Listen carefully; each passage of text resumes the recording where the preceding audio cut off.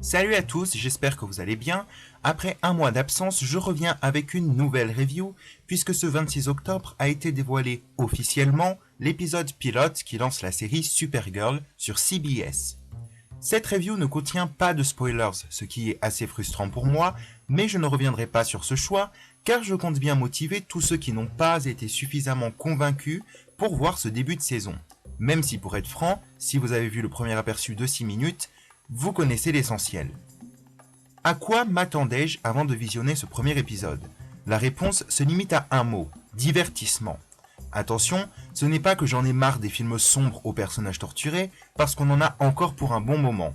Non, j'aime la formule des films DC Comics, mais j'espérais que Supergirl ressemble à sa bande-annonce et soit quelque chose de frais, une nouvelle approche du mythe de Superman. Et finalement, ce pilote est-il super? En tout cas, pour ma part, je suis satisfait. Bon, c'est vrai, ça va vite. Très vite même.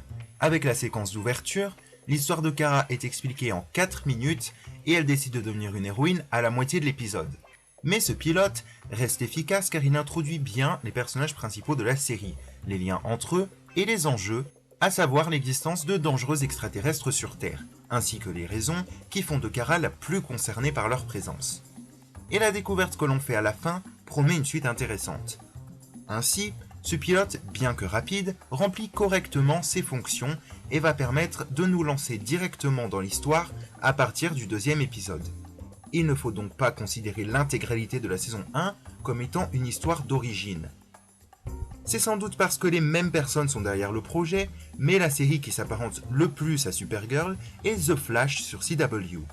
En effet, dans les deux, nous avons des personnages jeunes, aux capacités fantastiques, qui ont un lien très fort avec une famille complexe et qui doivent affronter des menaces, elles aussi surnaturelles. Et comme c'est le cas, non pas uniquement pour The Flash, mais également dans de nombreuses séries et films de comics, le personnage principal gagne beaucoup de son interprète.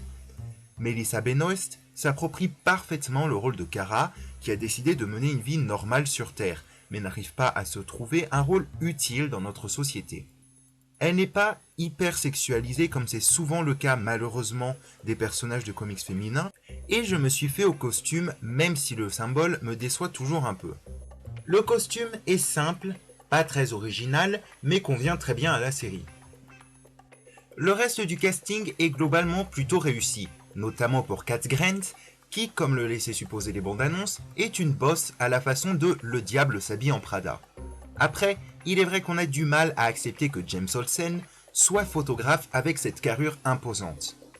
Les effets spéciaux ne sont vraiment pas dégueux pour une série, surtout de super-héros, où l'héroïne est censée voler, soulever des avions et avoir des rayons laser qui sortent de ses yeux. Les scènes d'action sont donc bien regardables.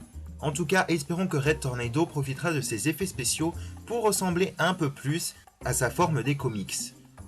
En tout cas, dès ce premier épisode, nous retrouvons l'univers de Superman avec Krypton, la zone fantôme, les Denvers joués par les acteurs de la série Lois et Clark de 1993, Jimmy Olsen. Les fans de comics peuvent y voir de nombreuses allusions à l'univers de l'homme d'acier.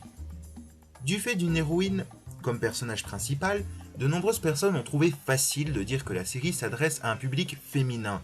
S'il est vrai que d'un côté Supergirl peut être un modèle pour des filles, des femmes, dire qu'elle ne s'adresse qu'à ce public est très réducteur et complètement faux. Je tenais à terminer cette review par une petite anecdote. Comme vous le savez déjà, les séries télévisées DC Comics ne sont pas liées aux films, contrairement à ce que l'on peut voir chez Marvel. Cependant, saviez-vous que Kara Zor-El existe aussi dans l'univers des films? Bien qu'elle n'apparaisse pas dans Man of Steel, Kara peut être vue dans les comics qui servent de préquel officiel au blockbuster de Zack Snyder. Je vous remercie d'avoir regardé cette review et je vous retrouve dans la semaine avec mon analyse du trailer de Marvel's Jessica Jones. A bientôt.